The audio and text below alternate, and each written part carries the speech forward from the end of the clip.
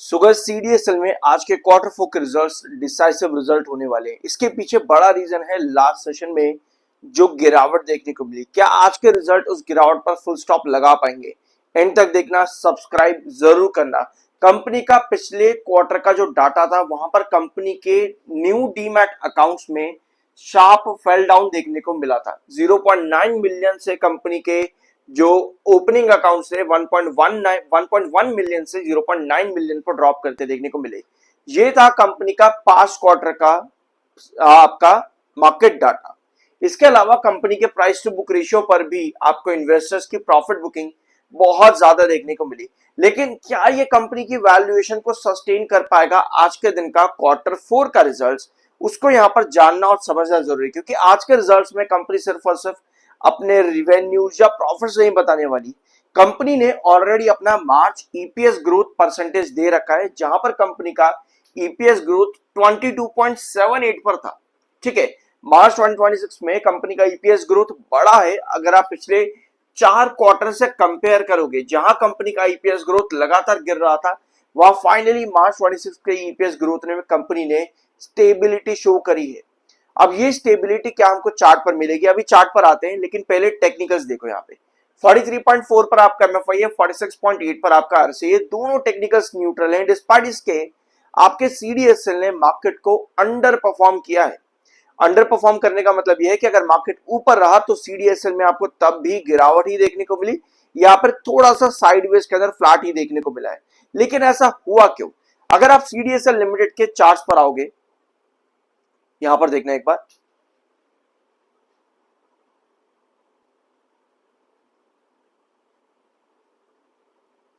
ठीक है, ये है सीडीएसएल लिमिटेड का चार्ट पैटर्न। इस चार्ट में आपको क्या नजर आएगा कि डेली टाइम फ्रेम पर आपको दिखेगा पहले तो 1400 का प्राइस। 1400 ये रहा इसका क्रूशियल रिजेक्शन, जहां से अभी रिसेंटली हमको गिरावट देखने को मिली। अगर आप लोगों ने मेरे रिसेंट वीडियोस देखे होंगे सीडीएसएल पर, तो आपको याद होगा 200 ईएमए भी आपका 1400 पर ही था और अभी भी 1400 के पास ही है, 1398 पर ही है। यानी कि 200 ईएमए को सरपास तो पहली बात नहीं कर पा रहे हैं। अगर आप थोड़ा ऊपर जाओगे चार्ट पर, तो यहां पर आपको एक बार और दो बार पहले भी नजर आया है कि 200 ईएमए से स्टॉक ने रिजेक्शन दिया है और रिसेंटली अप्रैल के मिड के अंदर भी 200 ईएमए से रिजेक्शन खाते हुए नीचे गिरता देखने को मिला है। अब लास्ट सेशन की जो कैंडल है ये वाली, इस कैंडल ने 21 ईएमए को भी तोड़ दिया है। यानी कि तीन important technicals 200 EMA, 7 EMA, 21 EMA, इन तीनों के नीचे स्टॉक यहां पर ट्रेड कर रहा है। अब लास्ट सेशन की कैंडल प्रॉपर बेरिशनेस इंडिकेट करती है, लेकिन अगर आप यहां पर नजर डालोगे, इधर इस वाली रेंज पर 1270 की ये जो रेंज है, जहां पर आपको एक बार दो बार कुछ हद तक एक कैंडल देखने को मिल रही है जो कि ड्रॉ हुई है और उसके बाद में कैप डाउन और उसके ऊपर कैप अप। ये कुछ इस तरह का ट्रांसफॉर्मेशन आपको देखने को मिला सीडीएसएल में 1270 के प्राइस के पास में। यानी आज जो कंपनी के क्वार्टर फोर के रिजल्ट्स आने वाले हैं, क्या उन रिजल्ट्स में कंपनी कुछ ऐसे नंबर्स दे सकती है जो कि पास्ट परफॉर्मेंसेस को ओवरथ्रो कर दे, ओवरशैडो कर दे? अगर आज कंपनी जो भी पॉजिटिव नंबर देती है, ग्रोथ परसेंटेज वहां पर सबसे ज्यादा मैटर करता है।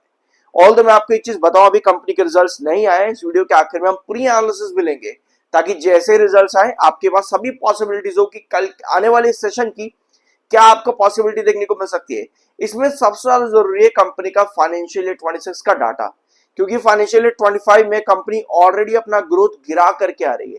अगर फाइनेंशियल ईयर 26 के डाटा में भी कंपनी का ग्रोथ गिरता है तो वहां कहीं ना कहीं टेंशन क्रिएट हो सकती है। अदरवाइज रिवेन्यू और साथ में प्रॉफिट ग्रोथ अगर कंपनी बना देती है तो हमारे पास उम्मीद है कि कमिंग सेशन में एक बार फिर से 1296 के ऊपर यानी 21 ईएमए के ऊपर हम लोग सरपास कर सके डेली टाइम फ्रेम के चार्ट पर। 1270 एक इंपॉर्टेंट ट्रेंड होने वाला है। 1400 आपका क्रूशियल रिजेक्शन है। 1296 ये आपका अगर क्रॉस करने के लिए जाता है 1296, तो हमारे पास पॉसिबिलिटी है कि ये जो गिरावट आपको देखने को यहां पर मिली है रिसेंटली डायगोनल को तोड़ते हुए, ये वापस से स्टेबिलिटी शो कर पाए।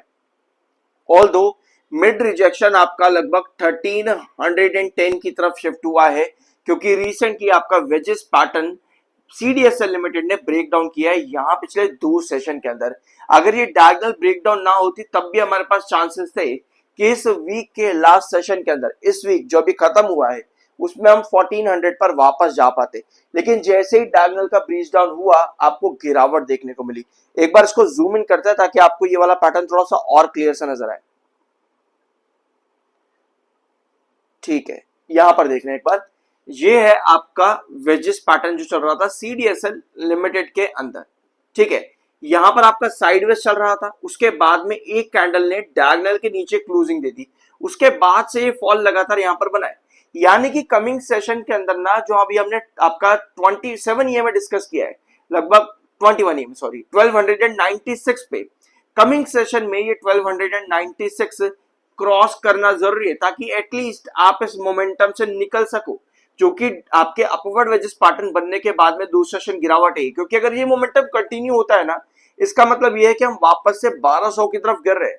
सो कमिंग सेशन में इसीलिए 21 ईए में आपका क्रॉस करना जरूरी है ताकि अपवर्ड वेजिस पैटर्न के बाद में ये साइडवेज पैटर्न बन सके, जो कि लॉन्ग टर्म पर्सपेक्टिव से बहुत ज्यादा जरूरी रहेगा सीडीएसएल लिमिटेड के लिए। क्योंकि अगर ये साइडवेज नहीं बनाता 1296 को क्रॉस करते हुए, तो उस कंडीशन पर आपको गिरावट देखने को मिल सकती है सीडीएसएल लिमिटेड में टुवर्ड्स 1200। अब आते हैं कंपनी के Q4 के प्री एनालिसिस पर और समझते हैं कि क्या पॉसिबिलिटी है कंपनी के आज के रिजल्ट्स में। एंड तक देखना और सब्सक्राइब जरूर कर देना ताकि जैसे ही कंपनी के रिजल्ट्स आए, सबसे पहले नोटिफिकेशन आपको मिले। ऑल्दो सीडीएसएल बिल्कुल बीएससी लिमिटेड की तरह ही ऑलमोस्ट कोशिश करता है हर क्वार्टर में बेंचमार्क क्रिएट करने का। ऑल्दो पिछले 1 साल के अंदर कंपनी ऐसा परफॉर्म नहीं कर पाई है, क्योंकि पिछले 1 साल में कंपनी के रेवेन्यूज काफी ऊपर नीचे रहे हैं। 322 2024 सितंबर, 278 2024 दिसंबर, मार्च 2025 224, 259 319 और फिर 304। सो यहाँ पर कौन सा क्वार्टर है कंपनी का बेस्ट, इसको निकाल पाना काफी ज्यादा मुश्किल रहेगा, क्योंकि कंपनी ऊपर नीचे होती देखने को मिलती है रेवेन्यूज के अंदर। यानी कि मार्केट शेयर भी कंपनी का बदलता रहता है, और अगर मार्केट शेयर बदलेगा इसका मतलब यह है कि कंपनी के प्रॉफिट्स, कंपनी के ओपीएम, कंपनी के मार्जिन्स, सभी चीजें चेंज होती हैं बार बार सीडीएसएल के अंदर।